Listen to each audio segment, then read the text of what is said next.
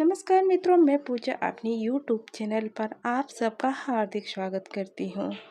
तो आज मैं लेकर आई हूँ कि मल मास में 33 दीपक जलाने का क्या कारण है। इसका मैं पूरे विस्तार से वर्णन करती हूँ।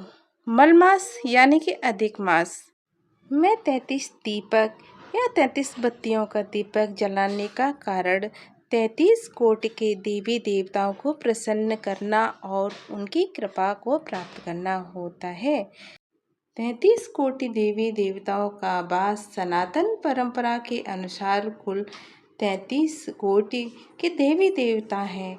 हिंदू शास्त्रों में मल मास यानी कि पुरुषोत्तम मास के अधिष्ठाता भगवान विष्णु यानी कि पुरुषोत्तम जी माने गए हैं।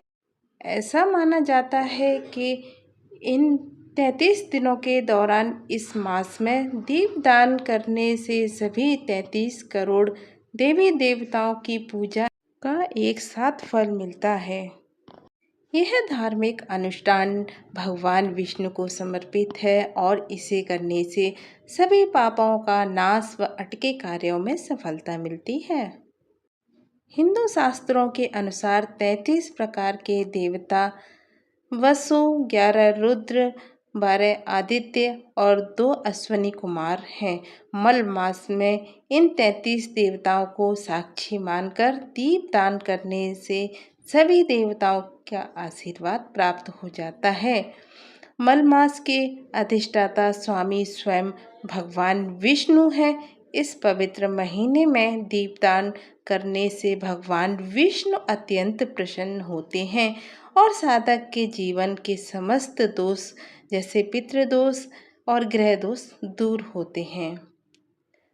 पुराणों में कथा का महत्व क्या होता है, आइए जानते हैं। पुरुषोत्तम मास महात्म्य में कथा आती है कि एक शिकारी ने अनजाने में केवल 33 दीपों का दान किया था, जिसके पुण्य प्रभाव में अगले जन्म में वह इस धरती का महान चक्रवर्ती सम्राट बना। भाग्य का उदय ऐसे होता है। मान्यता है कि 33 बत्तियों का दीपक जलाकर भगवान विष्णु जी से प्रार्थना करने से सोया हुआ भाग्य जाग जाता है और घर में सुख, समृद्धि व धन का आगमन होता है। दीपदान से जुड़ी मुख्य विधि और नियम।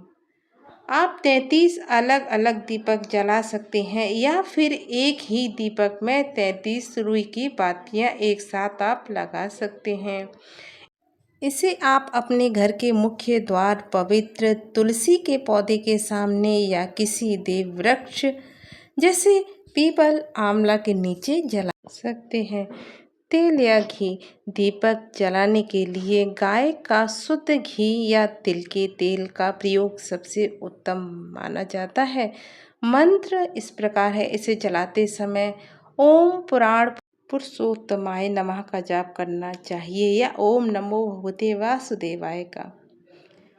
यदि आप इस मास में दीपदान करने का विचार कर रहे हैं तो आप यह सुनिश्चित कर लीजिए आप कब सूर्योदय से पहले या शाम को प्रदोष काल के समय तुलसी के क्यारे में या फिर मंदिर में कर सकते हैं। आइए अब आप जानते हैं कि बातें कैसे तैयार करें।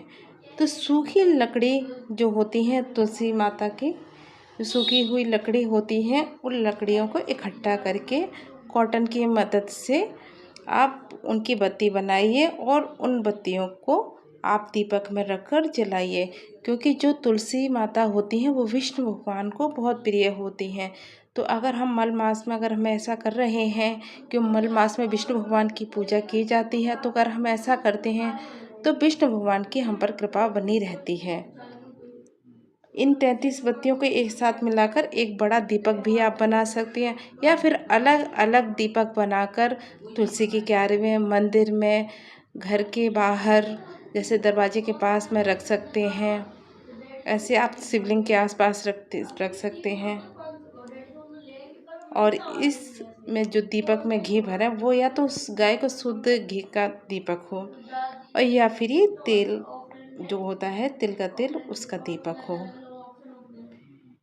आप इस दीपक को अपने पूजा घर में रख सकते हैं, विष्णु भगवान के मंदिर में रख सकते हैं, पीपल के पेड़ के नीचे रख सकते हैं, या फिर आंवला के पेड़ के नीचे रख सकते हैं, जो आंवला भगवान विष्णु को बहुत प्रिय है।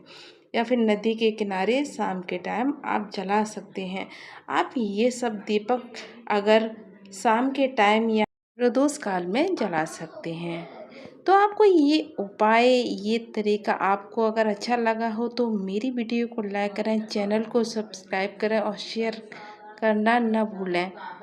धन्यवाद। हर हर महादेव, हर हर महादेव, हर हर महादेव।